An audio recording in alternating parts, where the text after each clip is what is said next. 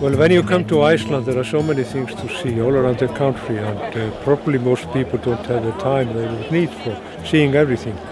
But if they want to get a relatively good grip on Iceland and see the most things that are possible in several days, I think they should go to the south. In south, you see most of the variety of Iceland, and yeah, a lot of things to see. Well, in fact, my geography teacher recommended it, and she said she's been to Iceland, and because it's got the volcanoes and the waterfalls and the coast, and we've been studying all that in school, so that really helps sort of learning in my geography lessons. That's really good. We were getting married, we needed somewhere really interesting and memorable for a honeymoon, and we decided to come to Iceland. I've been before and know what the area is like, but Ed hasn't, and it's just a really good experience to be able to share it with Ed. I think people should come to Iceland because Iceland is unique. It's different from other countries, and the diversity here is great. You have here a lot of things you would not expect to see other places.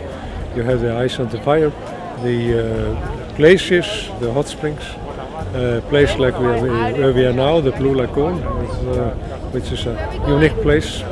You can drive around and know nothing about the surrounding areas, but having a tour guide gives you a real interest in the location and, well, everything really. It's most helpful. I've enjoyed it very much. But it's kind of like good to have somebody like him.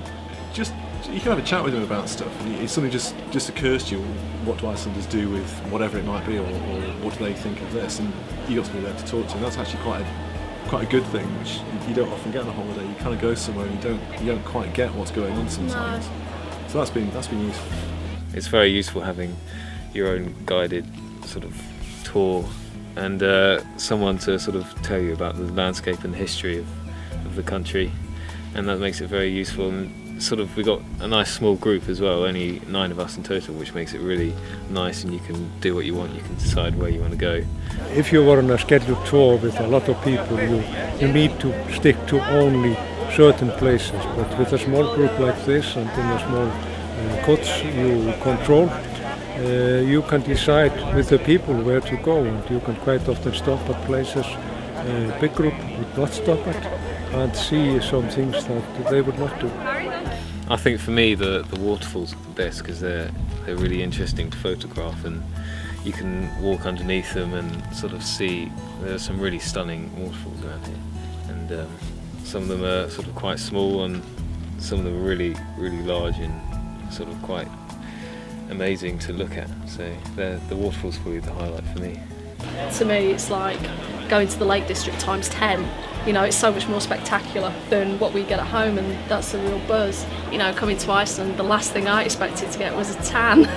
So, explaining to people why you want to come in the first place. And I noticed a few people on our holiday have been here before, and this one guy that's been here, was it 17 times? Yeah. So it must be good. The highlight for me is watching Matt enjoying what he's doing. I know he enjoys his photography, but it's been really lovely for me to see him enjoying the holiday. It's not much fun going with your grandmother, really, is it? Yes.